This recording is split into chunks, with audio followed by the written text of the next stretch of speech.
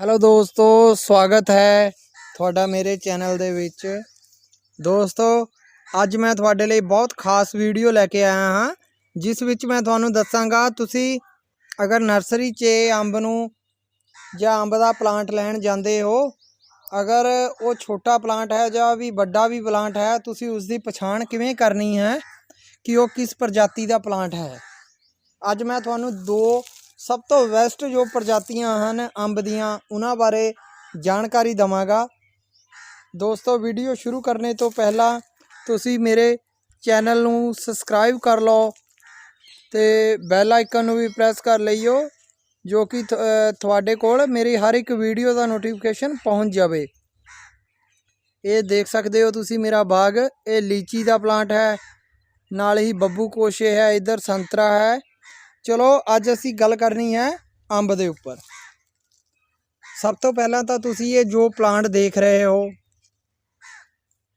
ये अमरपाली जो ब्रीड है अंब दी, अमरपाली दा अंब दा प्लांट है। इसकी पछाण किवें करनी है तुसी दोस्तों? सब तो पहला जदों तुसी नर्सरी ते जांदे हो प्लांट लैण, नर्सरी दे विच जाके तुसी ये चीज़ जरूर चैक करनी है कि थोड़ा जो प्लांट तुसी लिया है वो ग्राफ्टेड है या नॉन ग्राफ्टेड है।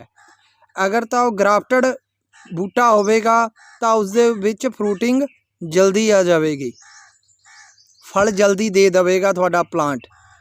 अदरवाइज जे दूसरा बिना ग्राफ्टेड तो होवेगा तो उसते फल बहुत लेट आता है। नंबर 2 दे उपर अगर मैं गल करा अमरपाली दी, दोस्तों पत्तियां तो ही प्लांट नूं पछाणिया जा सकता है।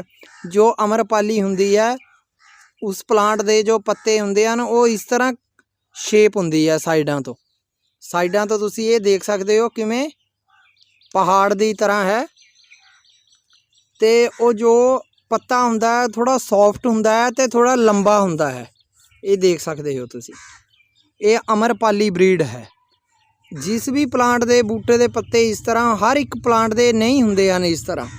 मैं बहुत ही अंबां दीयां प्रजातियां देखियां हन, पर अमरपाली दे ही पत्ते इस तरह हुंदे हन, ये तुसी देख सकते हो। ठीक है जी। और इस दे पत्तियां दी लंबाई थोड़ी ज़्यादा हुंदी है ते पत्ते थोड़े बरीक हुंदे हन, इस तरह चौड़ाई दे विच थोड़े बरीक हुंदे हन। ये है अमरपाली वैरायटी। हुण नैक्सट मैं तुहानूं दिखाना एक होर बहुत वधिया वैरायटी। तो दोस्तों, मैं अमरपाली दा साइड ते तुहानूं इसदी फोटो भी शेयर कर देवांगा कि इस दे विच फ्रूट किहो जिहा लगेगा। नैक्सट जो अंब दा प्लांट है दोस्तों, वो तुसीं ये देख सकते हो, उसकी प्रजाति का नाम है मलिका। ये जो प्रजाति है ये अमरपाली ते दुसहरी दे विचकारली है।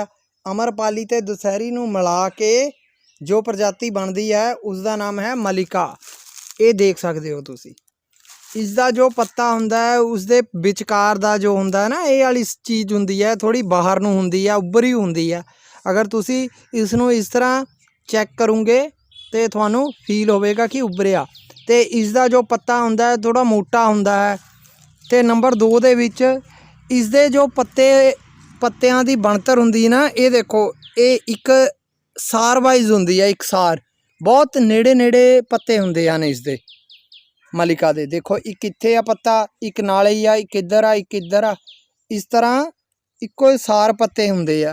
गुच्छियां च पत्ते हुंदे हन, बहुत ज़्यादा लीफ हुंदा है। इसका भी तुसीं चैक कर सकते हो, ये भी ग्राफ्टेड प्लांट है। ये देखो इत्थे इसकी ग्राफ्टिंग होई हुआ। इस तरह अगर तुसीं नर्सरी जाते हो, अगर तुहानूं नहीं पता लगता है कि प्लांट किहड़ी प्रजाति का है, तो तुसीं मेरी ये वीडियो देख लैनी है। इस वीडियो नूं देखण तो बाद तुहानूं कोई भी डाउट नहीं रहेगा। तुसीं किवें चैक करना है प्लांट जाके नर्सरी दे विच। पत्ते इसदे थोड़े मोटे हुंदे हन ते इस तरह हुंदा है पत्ता किश्तीनुमा, ते उपर इसदे जो ये धारी हुंदी है थोड़ी बाहर नूं उभरी हुई हुंदी है। तो दोस्तों, अगर ये मेरी वीडियो तुहानूं पसंद आई होवे ते जानकारी वधिया लगी होवे तो प्लीज़ मेरे चैनल नूं सबसक्राइब करो, वीडियो नूं ज़्यादा तो ज़्यादा शेयर करो।